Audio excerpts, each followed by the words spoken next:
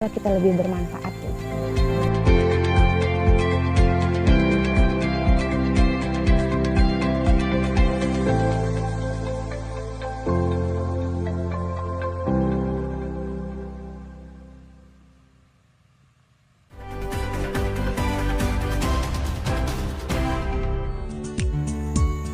Sobat Agrobis, sayur mayur menjadi salah satu yang tidak bisa dipisahkan dalam kehidupan sehari-hari. Salah satunya adalah sayur kangkung. Ya, sayur kangkung pasti pemirsa sudah tidak asing lagi kan. Kali ini saya akan mengajak Anda untuk melihat perkebunan sayur mayur kangkung utamanya yang ada di daerah Pampang, Kota Samarinda. Bagaimana keseruan saya? Ikuti saya dalam Agrobis kali ini. Sobat Agrobis, di tengah hiruk-pikuk kehidupan perkotaan, bertani masih memiliki penikmat tersendiri. Konsep pertanian organik yang bisa dilakukan menjadi pilihan bagi sebagian orang untuk menggeluti sektor pertanian. Seperti yang dilakukan oleh seorang wanita asal Kota Samarinda, Herliana. Ia membangun impiannya dengan mendirikan Shiva Garden, sebuah kebun edukasi yang mengangkat konsep pertanian organik.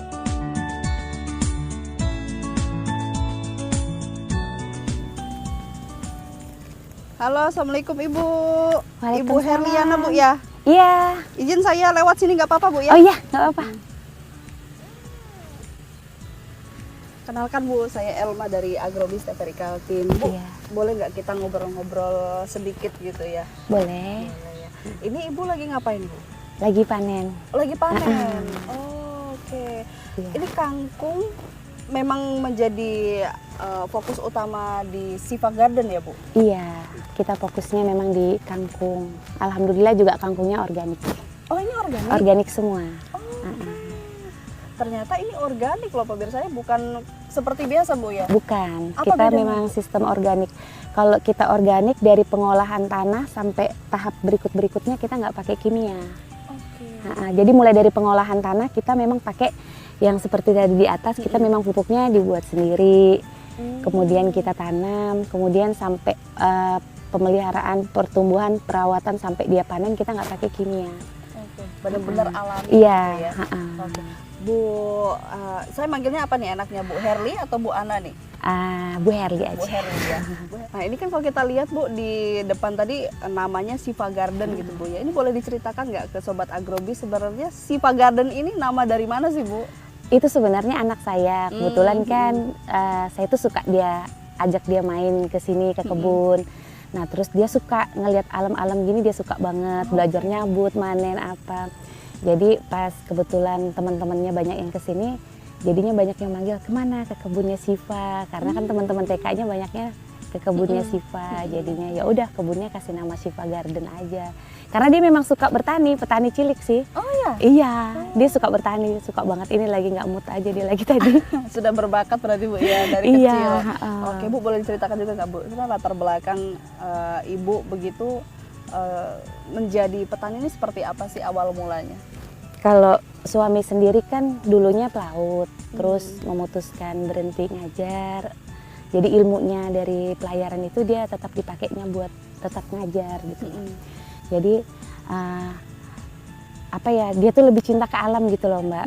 Dia tuh ibaratnya kalau misalnya di ini nih lebih sukanya dia tuh dengan berhubungan langsung sama alam. Terus jadi ilmunya tuh dipakainya buat ngajar. Jadi dipanggil dosennya, ayo dong untuk apa dosen untuk apa ya, pelaut kan susah nih. Jadi beliau tuh ngajar. Jadi saya sendiri kan menjalankan usaha di rumah yang kayak jualan sembako, air, ada usaha lagi sampingan gitu ya? iya, jualan air isi ulang, jualan air bersih, juga loket briling. Jadi kalau misalnya di sini kan jauh bank nih, jadi kalau misalnya orang transaksi kayak perbankan tuh ya ke rumah, misalnya mau nabung, mau narik kayak gitu. Jadi di sela-sela waktu itu karena memang hobinya makan sayur, jadi suka nanam nih sedikit-sedikit saya tanam gitu. Jadi tapi nggak tahu jadi seluas ini jadinya karena kesuka gitu. Hobi. Jadi walaupun sesibuk apapun, secapek apapun karena memang sudah hobi, hilang semua rasa itu Mbak. Karena bahagia kalau udah turun kayak gini ngelihat kayak gini nih udah fresh banget pikiran tuh jadinya apalagi senang tumbuh banget. begitu Bu ya, senang apalagi banget gitu tumbuh ya. hijau kayak gini kan. Ini sehat banget nih kalau kita makan tuh karena ini bebas pestisida. Jadi insya Allah kalau kita makannya benar-benar sehat. Nah, Ibu kenapa milih kangkung, Bu, dibandingkan dengan sayur-sayuran lain? Kan banyak begitu ya bahasanya ya. Karena saya ini petani pemula, masih belajar banget cara menghidupkan tanaman seperti apa. Salah satu tanaman yang paling mudah ditanam ini kangkung. Dibandingkan tanaman lain, saya coba sih bayam, sawi. Oh, dulu awal mula memang semua coba saya tanam. Jadi dari brokoli, kol, kubis. Karena saya tuh pengen lihat nih kayak apa sih pohon kubis, kayak apa sih brokoli, kayak apa sih kentang. Ternyata untuk tanah Kalimantan tuh nggak bagus. Oh, nggak cocok. Jadi udah gagal semua. Ternyata pas saya ini ternyata kebutuhannya itu banyak di kangkung. Dan kebetulan kangkung ini salah satu tanaman yang paling mudah ditanam. Jadi asal dia kena tanah, asal ada airnya, dia pasti tumbuh. Oh, ini kalau misalnya kita lihat cukup luas, Bu, ya di area sini kangkungnya. Berapa sih, Bu, lahan Ibu ini untuk fokus di kangkung sendiri? Kurang lebih 1 hektar aja sih. 1 hektar. Cuman kita sistemnya kayak seperti ini, setiap minggu misalnya 10 kilo, setiap minggu misalnya saya jadwal panennya nih di hari Sabtu ini, kayak gitu kan lahan itu udah disiapkan. Hari Sabtu saya ngolah tanah nih sehari-hari sebelumnya.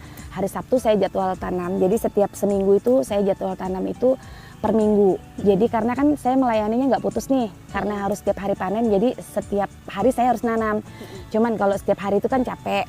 Jadi kita fokuskan penanaman itu di 1 minggu sekali. Jadi misalnya seminggu saya nanamnya kebutuhan saya berapa ratus ikat nih, berapa ribu ikat nih dalam seminggu. Berarti saya nanamnya per 10 kilo, 10 kilo, 10 kilo kayak gitu. Ini ada area yang mau ditanami kangkung nih, Bu? Ada di daerah sana. Sebelah sana. Boleh setelah ini kita ke sana kali, Bu, ya. Boleh. Kita tutor gimana sih cara menanam kangkung yang baik dan benar dari Ibu Herni.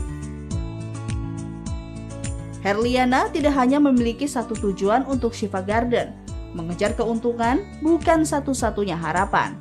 Impian lain yang ingin ia tanamkan kepada anak cucu adalah memiliki rasa bangga menjadi seorang petani.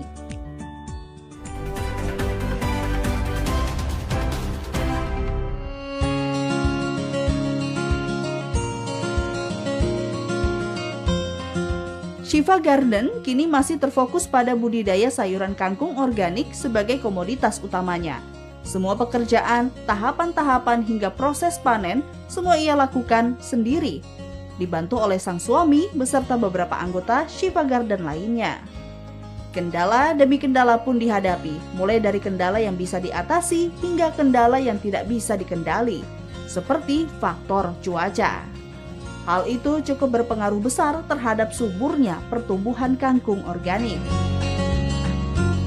Nah, ini lokasi apa, Bu? Kalau ini lokasi yang sudah ditanam, Mbak. Cuman karena kemarau ini kan sudah 2 minggu nggak ada hujan. Ini ekstra banget. Kalau yang di sana itu sempat waktu pas hujan, kita sempat nabur. Tapi kalau yang ini pas musim panas kita nabur. Coba lihat cuman berapa persen yang tumbuh.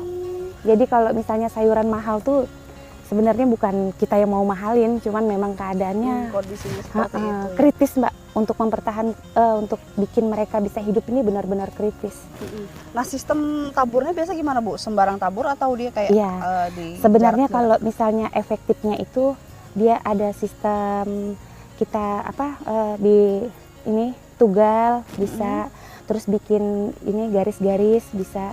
Cuman karena saya memang sistemnya nggak mau ribet, pengennya ya udahlah gimana ini walaupun cuma berapa persen, ya udah kita tabur aja. Karena kan kalau setelah di rotari dia masuk nih di sela-selanya tanah ini kan, di sela-selanya tanah. Kalau misalnya musim hujan 90% pasti hidup. Jadi memang ini, Bu, ya, faktor air itu benar-benar yang utama kalau untuk pertumbuhan kangkung ya. Iya. Oke. Nah, Bu, ini kan anggaplah tidak musim kemarau seperti itu. Butuh waktu berapa lama dia bisa muncul tunasnya seperti itu? Kalau misalnya kita normal, kita nabur itu 3 hari sudah jadi kecambah, sudah berakar-akar dia. Jadi kalau misalnya seminggu, udah kelihatannya seperti ini seminggunya. Oh, yang kecil-kecil begini ya? Sudah seminggu. Kalau sekitar 10 hari dia udah naik seperti itu. Oh, lebih tinggi lagi ya, lebih padat. Iya, nah setelah seperti itu dia pertumbuhannya akan cepat lagi kalau misalnya kena hujan. Jadi kita itu panennya sebenarnya umur 4 minggu udah bisa panen. Nah, ini yang usia berapa, Bu? Ini 10 hari, Mbak. Cuman ini telat banget ini. 10 hari ini kayak gini telat banget. Yang pertama ini udah kelihatan kurus, terus juga tumbuhnya nggak rata. Biasanya, ini pengaruh cuaca. Biasanya kalau misalnya musimnya bagus begitu lebih besar ini berarti iya, ya? lebih besar. sekitar 15 sentian. Kalau ini mungkin sekitar 10 kayaknya rata-rata. Telat banget ini karena Telat cuaca. banget ya. Nah kayak gini Ibu mengatasinya gimana sih Bu, supaya dia tetap bisa tumbuh dan juga tidak mengalami kerugian yang cukup besar lah sebagai seorang petani. Ya mau nggak mau menyiram Mbak.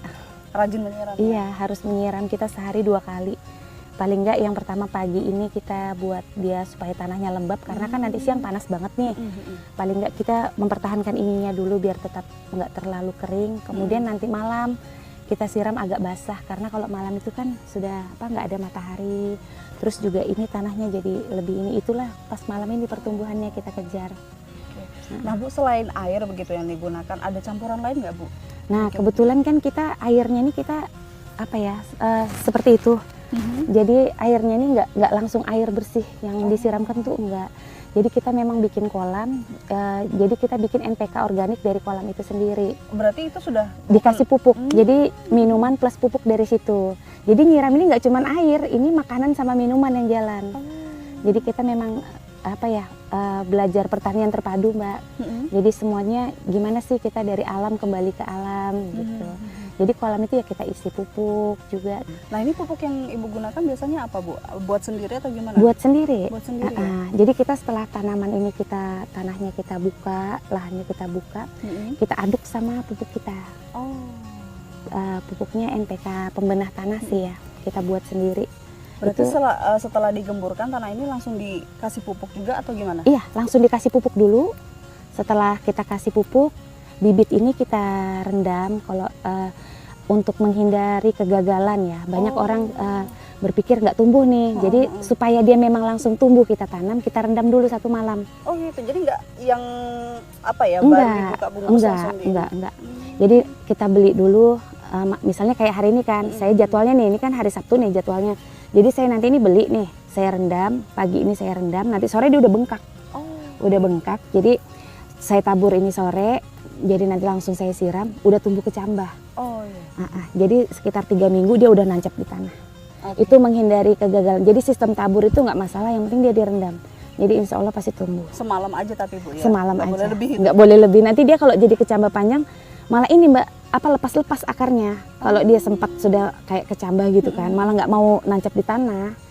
Jadi memang 1 malam aja, jadi pas akarnya mau masuk ke tanah, dia memang udah di tanah. Iya. Oke, Ibu setelah ini mungkin Sobat Agrobis juga pengen lihat bagaimana sih proses pembuatan pupuk Bu ya? Tapi ada di sini ya? Ada. Ada. Boleh nanti setelah ini kita lihat Bu Herly dan juga rekan-rekan begitu Bu ya untuk membuat pupuk organik.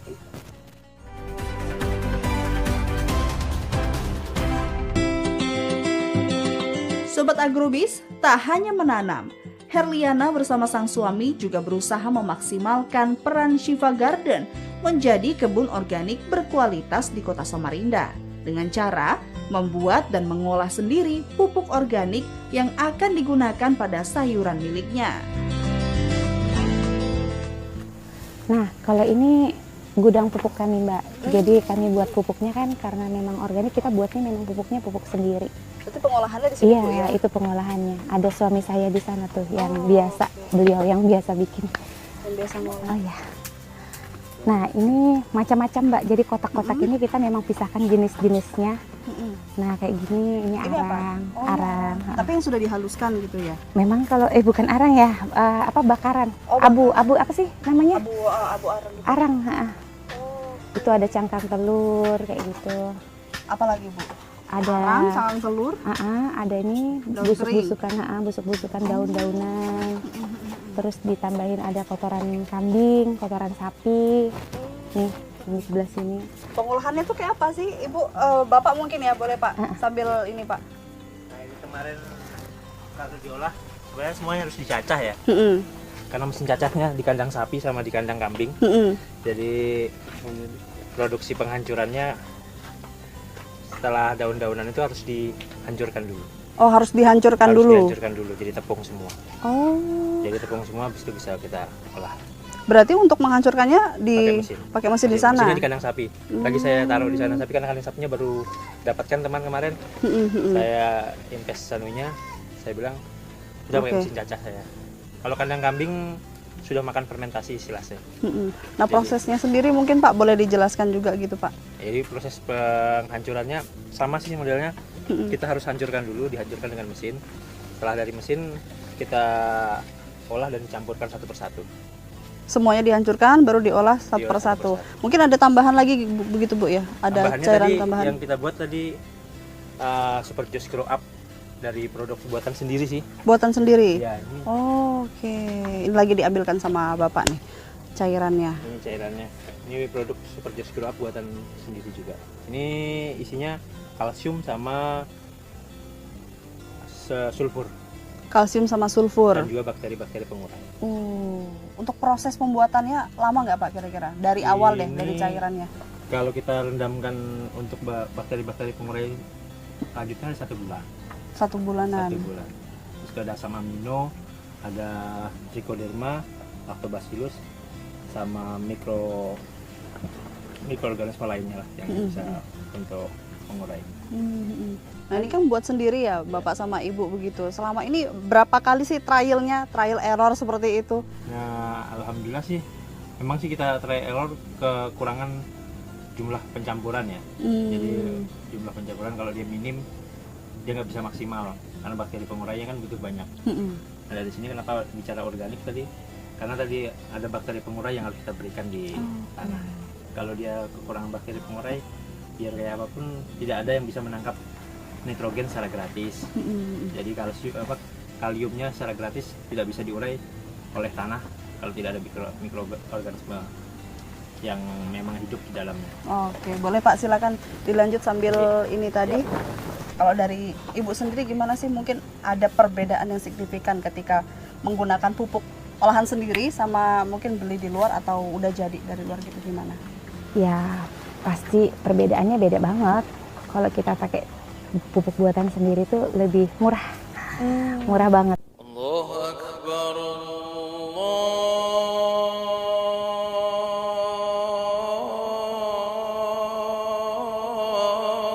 Akbar, Allahu Akbar, Allahu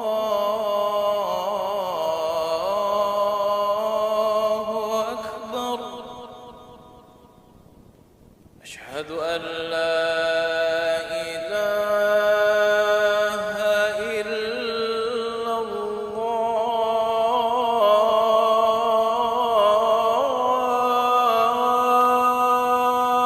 الله أشهد أن لا إله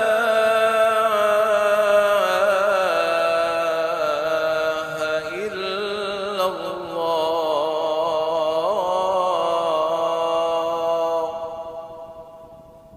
أشهد أن محمدا رسول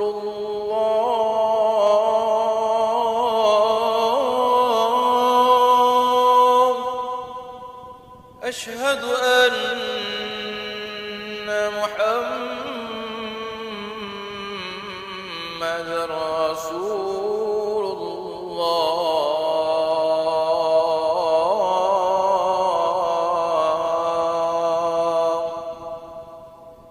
حي على الصلاة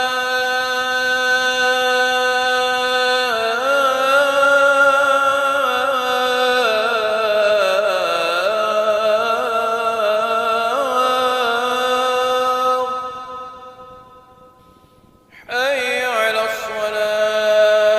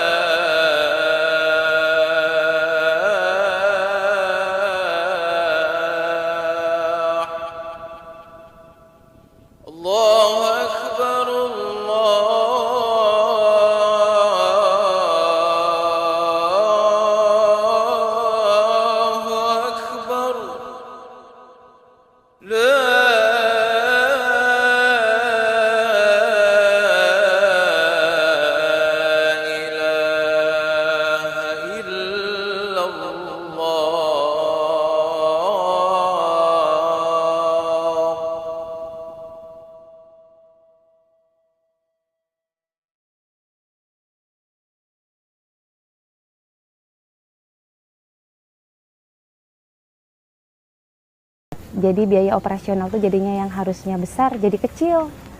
Terus juga keuntungan organik itu setelah kita menanam itu tanah itu tetap subur, Mbak. Ada nggak Ibu kepikiran untuk menjual pupuk ini? Gitu? Sudah Sudah saya jual. Oh, oke. Iya, Kemana sudah aja, saya Bu? jual. Saya kan juga aktif di PKK, Desa Wisma kayak gitu kan. Jadi saya juga memang suka ibu-ibu kan. Kadang nih suka nih yang polybag apa gitu kan.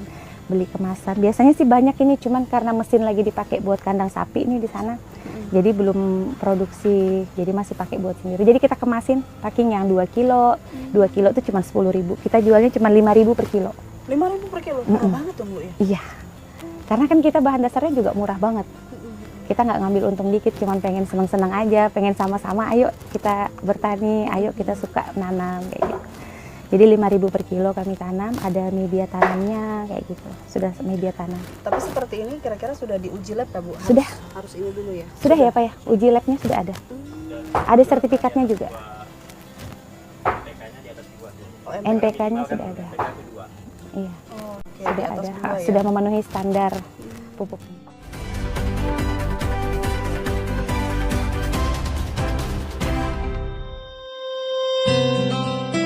Perjuangan Herliana pada budidaya sayuran organik telah membuahkan hasil. Shiva Garden cukup dikenal luas oleh masyarakat, sehingga pemasaran kangkung organik miliknya tidak begitu sulit. Kini, Shiva Garden sudah memiliki beragam pelanggan yang siap menantikan hasil sayuran organik miliknya. Tak hanya itu, ia masih bermimpi untuk melebarkan komoditas Shiva Garden yang lebih beragam dan semakin menarik menjadi tempat edukasi pertanian bagi semua kalangan. Ini kayak gini, ini sebenarnya belum waktunya panen, cuman karena memang sudah kita nggak punya stok lagi ya, mau nggak mau dipanen. Nah ini seharusnya berarti kalau normalnya begitu Bu, Hah? kita nunggu berapa lama lagi? Seminggu lagi, Seminggu lagi? iya, biar dia lebih tinggi. Ini kan sebenarnya pendek banget nih, kalau kayak gini. Bisa tante sini dulu. Oh yang sudah dipanen tadi ya? Nah ini sebenarnya pendek banget ya, kayak gini iya, nih masih sebenarnya. kecil ya. Karena dia organik ini, kalau misalnya dia kimia sebenarnya ini udah umur segini udah 3 minggu udah lebih tinggi daripada ini. Cuman karena kita memang sistem organik, terus pertumbuhannya memang agak lambat, jadi kita baru dapat segini. Berarti kalau 3 misalnya dia tidak organik, masa panennya lebih cepat? lebih cepat. Lebih cepat. Kalau misalnya kita jual ke bakul, dia itu Mbak, kita dapat nilai ini murah banget. Kadang kangkung ini nggak ada harganya kalau diambil tengkulak. Serius Bu? Jadi saya itu pernah pertamanya tuh saya nanam, karena saya ini nggak pede nih, saya malu nih dibilangin teman apa nih saya jualan sayur gitu kan.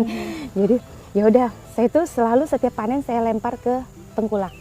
Sampai waktu itu saya sudah capek-capek nanam, capek-capek manen, saya bawa ke tengkulak, ternyata sayur saya dikembalikan 100 ikat. Jadi saya nangis langsung pulang. Ya Allah, capeknya saya nanam, capeknya saya manen, kok nggak dihargain sama sekali sih, kayak gitu kan. Itu dikembalikan kenapa Bu? Dikembalikan karena nggak laku, pasar lagi rame, lagi dingin nih di pasaran, jadi kangkung tuh nggak laku. Jadi 100 ikat itu mereka kembalikan dalam keadaan kering, layu. Jadi saya sedih di situ kan, nangis.